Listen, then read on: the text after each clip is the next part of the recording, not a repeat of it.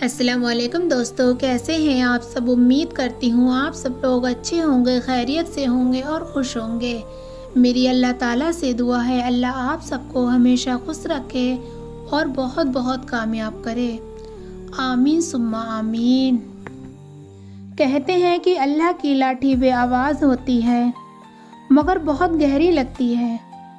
یہ کہانی اس سچ کی گواہ ہے کہ حسد انسان کو اندر سے کھوکھلا کر دیتا ہے، اور جو شخص دوسروں کی نعمتیں چھیننے کے خواب دیکھتا ہے وہ آخرکار اپنی ہی نعمتوں سے محروم ہو جاتا ہے۔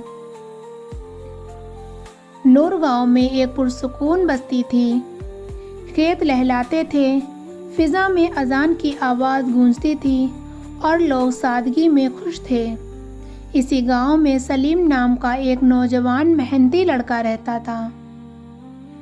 دنیا کی نظروں میں تو وہ بہت غریب تھا، نہ اس کے پاس کوئی دولت تھی، نہ پیسہ تھا، نہ گھر تھی، نہ ہی کوئی زمین تھی، نہ ہی بڑی حویلی تھی، پر وہ ہمیشہ اللہ تعالیٰ کا شکر ادا کرتا تھا اور دل سے بہت امیر تھا۔ اسی گاؤں میں کامران بھی رہتا تھا۔ کامران کے پاس مال تھا، زمین تھی، مگر دل میں سکون نہیں تھا۔ اسے ہر وقت یہی لگتا تھا کہ لوگ سلیم کی عزت کیوں کرتے ہیں، کیوں امام صاحب اس کی تعریف کرتے ہیں، کیوں بچے اسے پسند کرتے ہیں۔ یہیں سے حسد کا بیج دل میں پڑ گیا۔ ایک دن مسجد میں اعلان ہوا، اس سال زکوٰۃ کی تقسیم میں سلیم کو ذمہ دار بنایا جائے گا۔ کامران کے چہرے پر نقلی مسکراہٹ تھی، مگر دل میں ایک آگ لگ گئی۔ اس نے دل ہی دل میں کہا، میرے ہوتے ہوئے اتنی بڑی ذمہ داری اسے کیسے مل سکتی ہے؟ میں زیادہ امیر ہوں، زیادہ سمجھدار ہوں۔ یہ وہ لمحہ تھا جب حسد نے پہلا وار کیا۔ حسد نے کامران کے دل میں وسوسہ ڈالا، اگر سلیم نہ رہے تو عزت خود بخود مجھے مل جائے گی۔ شروع میں تو کامران نے خود کو روکنا چاہا، پر حسد کہاں چپ رہنے والا تھا۔ وہ ہر روز سلیم کی کامیابی دیکھتا اور اندر ہی اندر جلتا۔ دوستو، حسد کہتے ہیں نفرت کو، جو کامران کے دل میں سلیم کے لیے پیدا ہو گئی تھی۔ اس نے گاؤں میں آہستہ آہستہ باتیں پھیلانا شروع کی۔ سلیم حساب کتاب ٹھیک نہیں رکھتا، سلیم نیک بننے کا ڈرامہ کرتا ہے، وہ نیک نہیں ہے۔ یہ باتیں جھوٹی تھیں، مگر حسد کو سچ کی ضرورت نہیں ہوتی۔ ایسے ہی سلیم کے بارے میں کامران نے کافی باتیں پھیلائیں تاکہ لوگوں کے دلوں میں سلیم کے لیے نفرت پیدا ہو جائے اور وہ لوگوں کے لیے برا بن جائے اور میں لوگوں کے لیے اچھا بن جاؤں۔ جب سلیم کو یہ خبر پہنچی کہ کامران اس کے بارے میں کتنی غلط باتیں پھیلا رہا ہے تو اس نے کچھ بھی نہیں کہا، بس مسکراتے ہوئے کہا، میرا اللہ دیکھ رہا ہے، وہ سب جانتا ہے، میں کبھی کسی کا برا نہیں کرتا، کبھی کسی کا برا نہیں سوچتا۔ اور اس نے دعا کی، اگر میں غلط ہوں تو مجھے درست کر دے، اور اگر کوئی مجھ پر ظلم کرتا ہے تو مجھے صبر دے۔ یہی وہ مقام تھا جہاں صبر اور حسد آمنے سامنے کھڑے تھے۔ کامران نے ایک اور قدم آگے بڑھایا۔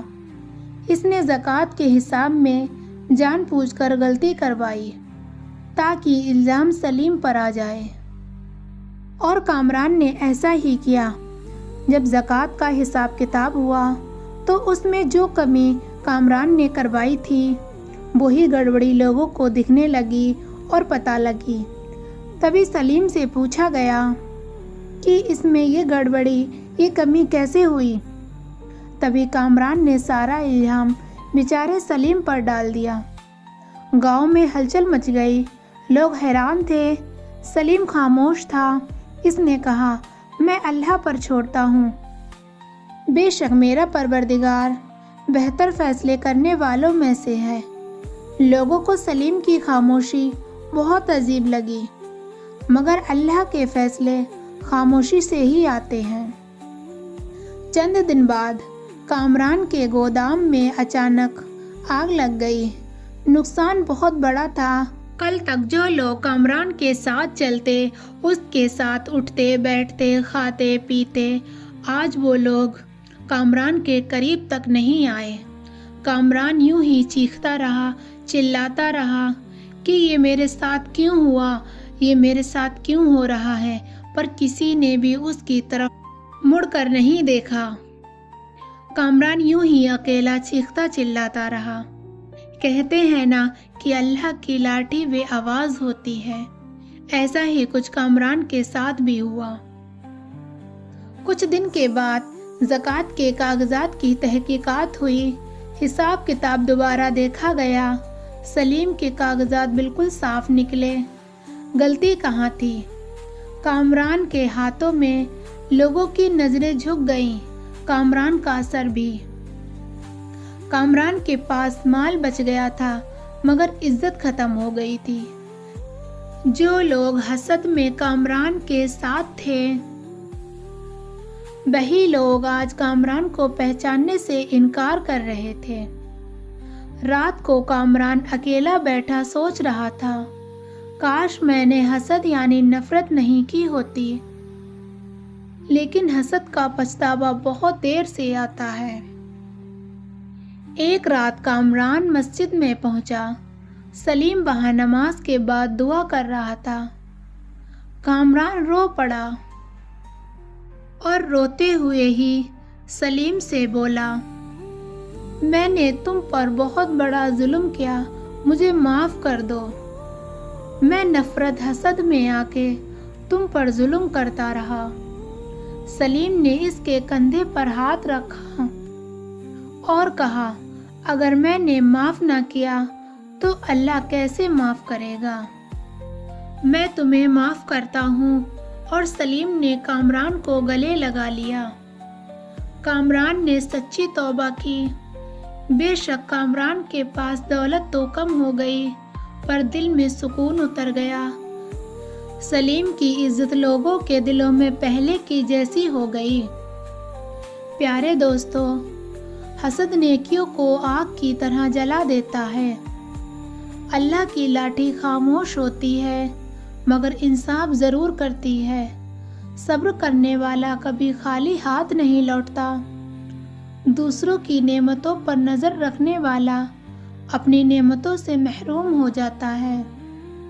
توبہ کا دروازہ کھلا ہے، مگر وقت پر کھٹکھٹایا جائے۔ پیارے دوستو، اگر آپ کو ہماری یہ ویڈیو پسند آئی ہو تو ویڈیو کو لائک کریں اور چینل کو سبسکرائب ضرور کریں۔